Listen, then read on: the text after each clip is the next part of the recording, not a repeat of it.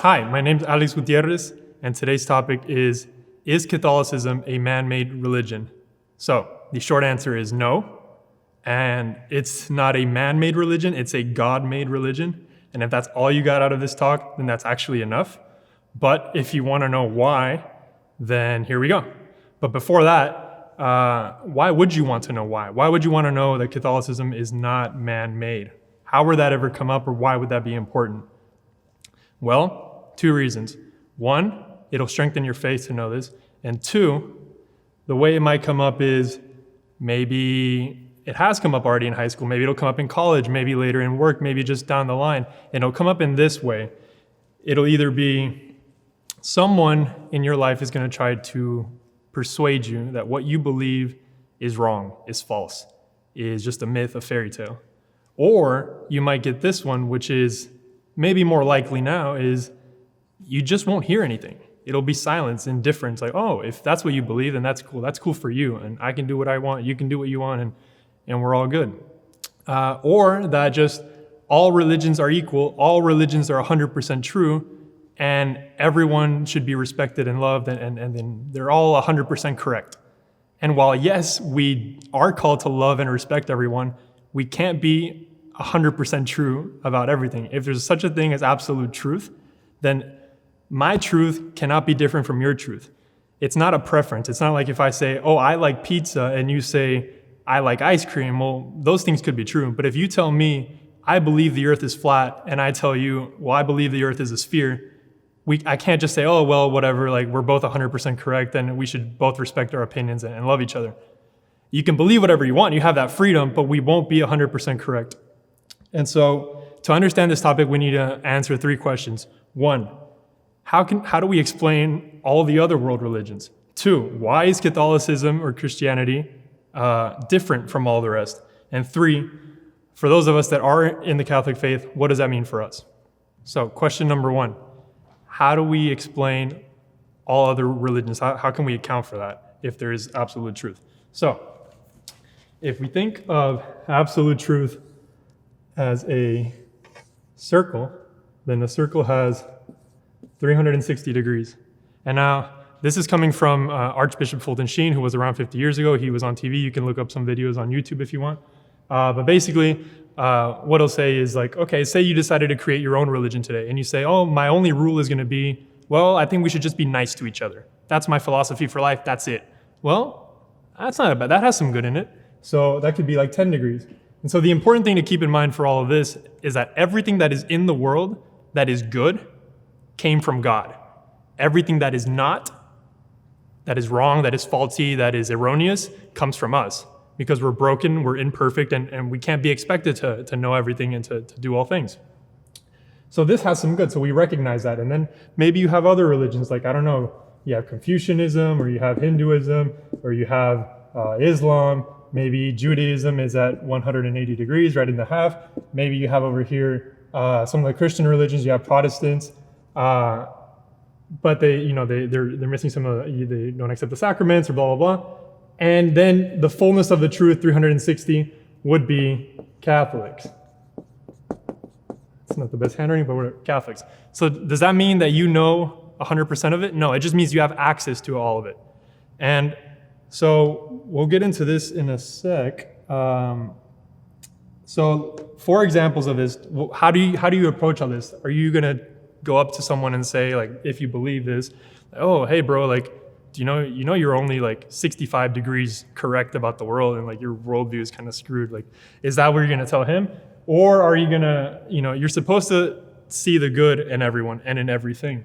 So for example, we can, there are some differences that could be the same. So if, say, you say, I believe in Jesus, but I tell you, I believe in Jesus, well, that's not really a difference. That's just, I'm calling it a different name, but we're talking about the same thing. If you're saying God and I say Dios or Deus or maybe even Allah, then we're talking about the same thing, as long as we're talking about an all-knowing, all-loving, all-present God that is good and that is loving. You take one of these qualifiers out, and your 360 degrees of truth becomes limited, and you're not at 100% anymore.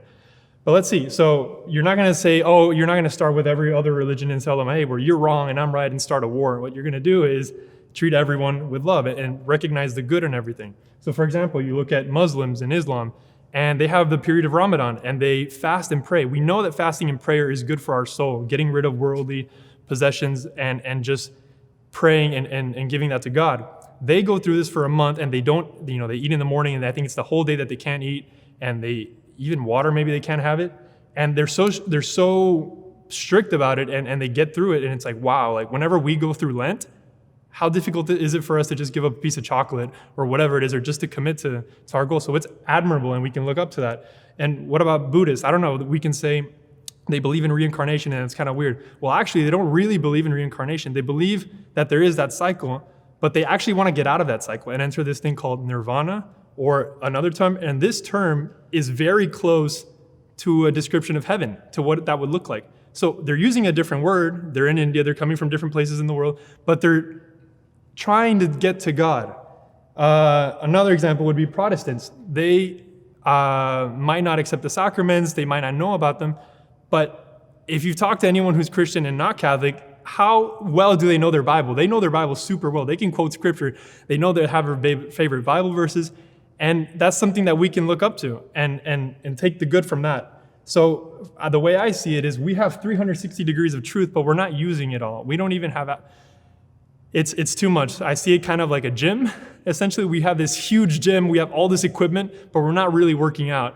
And then you have everyone else has maybe a smaller gym, and they're using it to the maximum capacity. That's all they've ever known. Imagine you were born in a place where you didn't have a church, you didn't have any religion, and all you did was just look at the stars every day. But you looked at the stars and you thought, there has to be something more. Someone smarter than me, more powerful than me must have created this, and it's beautiful, and it makes you want to have God. We have the law of God written on our hearts, and so that longs for it.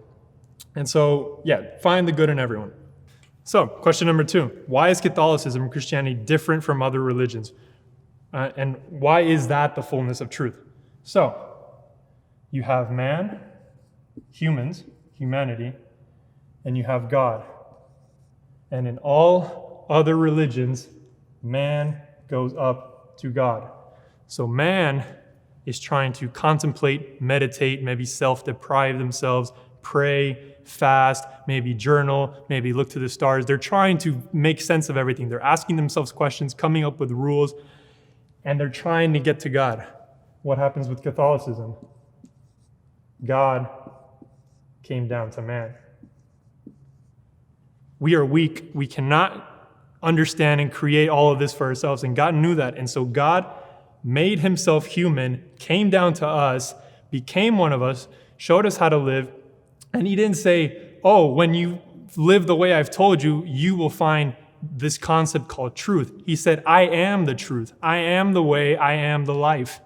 And so his essence, the essence of God, is associated with goodness, with love. And he said, anyone who has seen me has seen the Father.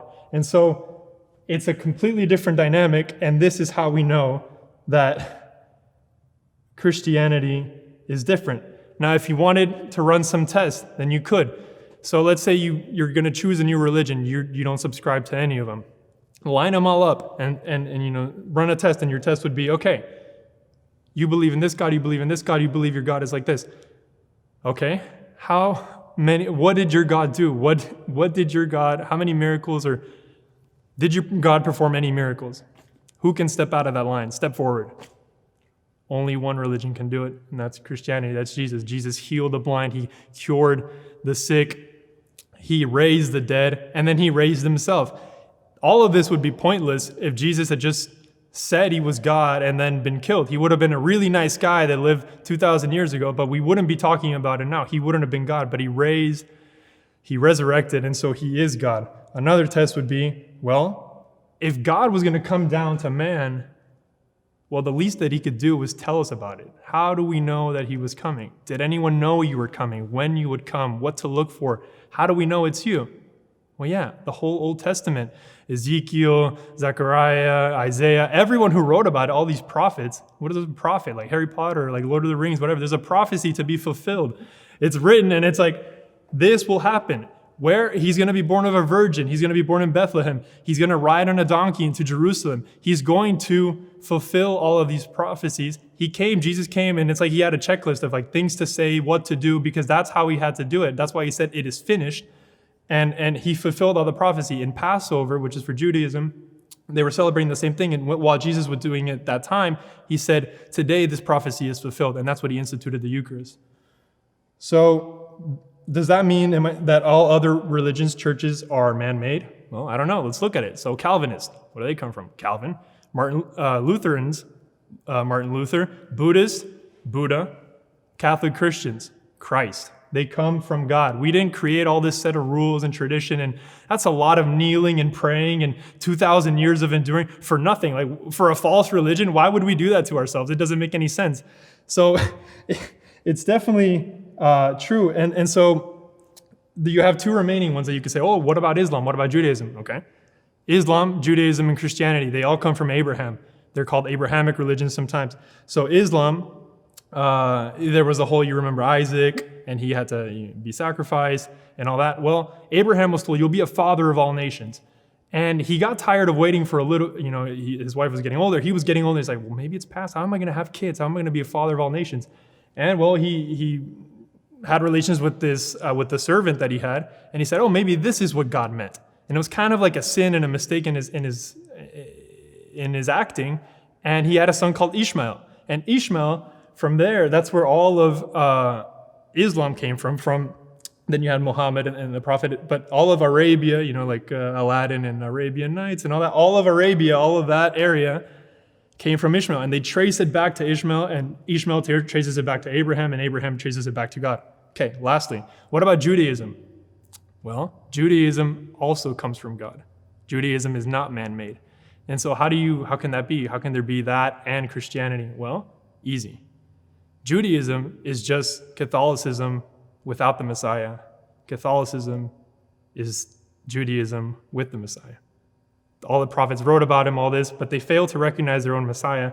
Jesus was Jewish, Mary was Jewish, Joseph was Jewish, all the prophets were Jewish. Everyone in the Old Testament is Jewish. So why would they follow a religion that was not true? It came from God. And so, yeah, we did not miss the Messiah. We recognize the truth, and it's our duty as the descendants of all of that to bring everyone into the fullness, into the 360 degrees. Question number 3. So with knowing this is the absolute truth that we have access to. What does that mean for us as Catholics? And what does it mean for those that are not in the fullness of truth? Well, because we have 100% access to it, like we said, does that mean that we know everything? No. Because you have access to Google, does that mean you know everything? No. Does the Pope know everything? No. But we have access. Everything to has been revealed. It's not like God decided to kind of say, oh, well, I hope only some people figure this out, everything that I've laid out, but I don't really want everyone to come and find me. I'll just hide up in the clouds. Like, he came down, he's brought signs, he's performed miracles. Everything has been kind of in our faces so that we would know who he is. And like I said, it's written on our hearts. And like I said, this isn't anyone's fault. Like, you could have been born in any place in the world, raised a certain way, and you probably would be that religion. You might be a Buddhist, you might be Muslim, and you don't choose that. Even now, you could have been, you're born right now, you have access to YouTube, and we're living in a post-Christian society. Nobody wants to hear about God anymore. That's a thing of the past. We have technology, we have social media, we're going to Mars. Like, we don't need God. That was a thing of 100 years ago, 200 years ago. That was a fairy tale. But I would hope that if I believed in, say, Zeus or Apollo, and I held to this, or Quetzalcoatl from the Aztecs in Mexico, and I had these beliefs, that someone would just ask me, like, hey, why do you believe what you believe? Or why is that? Or can I share what I believe in? And maybe let's look at this.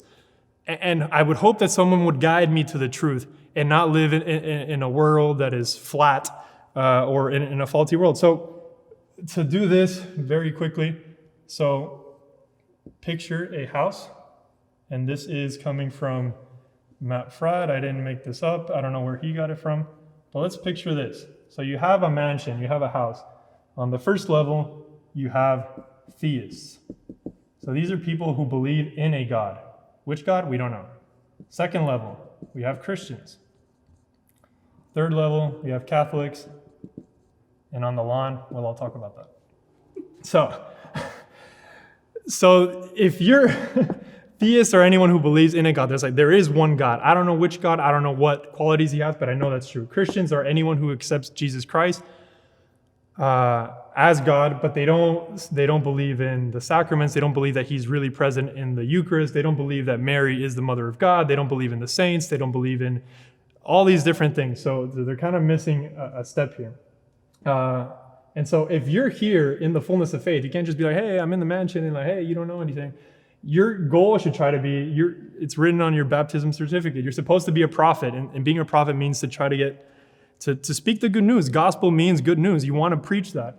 And so if you're yelling from here, and there's a guy on the lawn, people on the lawn right here, they're not in the house, so they don't believe God even exists. Let's call them atheists or agnostics. They're not sure. If you're yelling at them from over here, like, hey, transubstantiation, or hey, reconciliation, like, they have no idea what you're talking about. You're just yelling at random words. What does that mean? I don't even believe God is real. How could I believe that he's there in the Eucharist? So you got to start slow. Like, okay, this guy believes this. It's like, well, let's talk about it. And then maybe he goes from not believing that there's a God or that there could be to, hey, I believe in God. And then from believing in God, well, which one? Well, actually, let's look at the Bible. Oh, here's Jesus. Now I believe in Jesus. And oh, well, if this is true, and if Jesus' mother was Mary, and all this is true, then boom. And you get to the fullness. And so the goal is to try to, this isn't something that is only meant for some people. It's meant for everyone. God, we are all God's children. We are all made in his image and likeness. And like I said, this is either 100% true or 100% false. It can't be two ways. And if that's the case, then everyone's invited. Catholic means universal. Everyone's invited. And because of this, we all are called to know his truth, because he is truth. He is love. Have his infinite love forever, because this is not a man-made religion. This is not something we made up. It was made by God for us to know all of this, to live our best lives and get to heaven so that we can rejoice forever.